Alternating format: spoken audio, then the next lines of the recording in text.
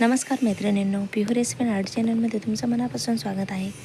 आज मी तुम्हाला सुंदर सुरेख वटपौर्णिमा स्पेशल उखाणे सांगणार आहे। चला तर मग उखाणे बोलायला सुरुवात करूयात।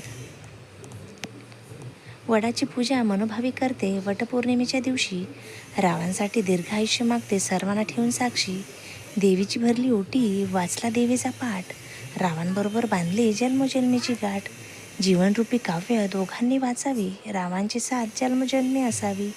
नाजूक अनारसे साजूक तुपात तळावे, रावांसारखे पती जन्मजन्मी मिळावे। आज वटपौर्णिमा म्हणून 7 फेरे मी मारते वडाला, रावांसारखे पती मिळावे म्हणून मागते मी देवाला। वटपौर्णिमेच्या दिवशी पूजा मी करते, रावांना 100 वर्ष आयुष्य लाभू दे इच्छा हीच व्यक्त करते। वडाला घालते फेरे आणि देवाला करते नवस, रावांचे नाव घेते आज आहे वटपौर्णिमेचा दिवस।